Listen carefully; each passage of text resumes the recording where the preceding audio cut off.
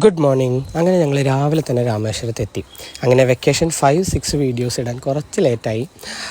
രാമേശ്വരം പാമ്പൻ പാലത്തിൽ കൂടെ പോകുന്ന കാഴ്ചകളാണ് കേട്ടോ അപ്പോൾ നിങ്ങൾ കണ്ടുകൊണ്ടിരിക്കുന്നത്. നൈസായിട്ട് ഞങ്ങൾ രാമേശ്വരം എത്തി. രാമേശ്വരത്ത് ഒരു ചെറിയ റൂം എടുത്ത് നേരെ കടലിൽ പോയി കുളിച്ച് പിന്നെ അമ്പലത്തിൻ്റെ ഉള്ളിൽ പോയി കഴിഞ്ഞാൽ നമുക്ക് 22 കിണറുകളിലെ വെള്ളം നമ്മുടെ മേല് തളിക്കും. അത് കഴിഞ്ഞ് നമ്മുടെ സകല പാപങ്ങളും തീർന്നു എന്നാണ് ഒരു ഐതിഹ്യം പറയുന്നത്. അത് കഴിഞ്ഞിട്ട് ഞങ്ങൾ നേരെ വിട്ടത് മധുരയിലേക്കാണ് കേട്ടോ. നല്ല ഹെവി റെയിനായിരുന്നു. അതിനുശേഷം നേരെ പളനി. ഇങ്ങനെയായിരുന്നു ഞങ്ങളുടെ ചാട്ട്.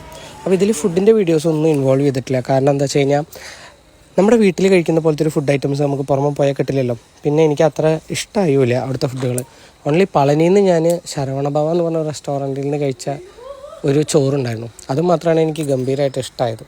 അതിനുശേഷം ഞങ്ങൾ രാമേശ്വരം കഴിഞ്ഞ് നേരെ ഞങ്ങൾ വിട്ടത് ധനുഷ്കോടിയിലേക്കാണ്. ധനുഷ്കോടിയിലെ 2 കടലിൻ്റെ നടുവിൽ കൂടെ അവരിപ്പോൾ റോഡ് സെറ്റ് ചെയ്തിട്ടുണ്ട്. അതുകൊണ്ട് തന്നെ കാഴ്ചകൾ നല്ല രസമാണ്. നല്ല മാങ്ങയും ഉപ്പിലിട്ട ഐറ്റംസും പിന്നെ അതേപോലെ വെറൈറ്റി കുറച്ച് ഐറ്റംസൊക്കെ ഞങ്ങൾ തിന്നു. പഞ്ഞിമുട്ടായി ഉണ്ടായിരുന്നു കേട്ടോ, അതും കഴിച്ചു.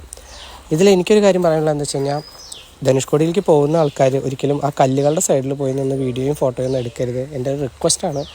കാരണം എന്താ വെച്ച് കഴിഞ്ഞാൽ അപകടം വരാൻ അധികം നിമിഷമൊന്നും വേണ്ട, അപ്പോൾ ശ്രദ്ധിക്കുക.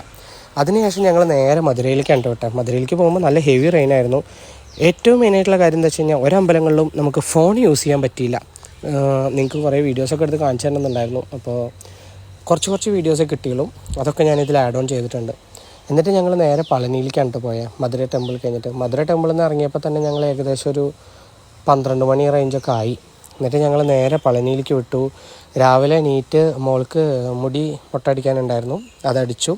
പളനിയിലിപ്പോൾ സെറ്റപ്പുകളൊക്കെ കുറച്ച് മാറ്റിയിട്ടുണ്ട് കേട്ടോ. അത് പോകുന്നവർ അതൊക്കെ ഒന്ന് ശ്രദ്ധിച്ചോളൂ. മൊബൈൽ ഫോണും കൊണ്ടുപോകാൻ പറ്റില്ല. ഇപ്പോൾ പളനിയിൽ തൊഴുത് ഇറങ്ങി നേരെ വീട്ടിലേക്കൊരു വിടലാം. വീട്ടിലെത്തി നല്ല കഞ്ഞിയും ഇഞ്ചി ചമ്മന്തി അച്ചാറും പപ്പടും. ആഹാ.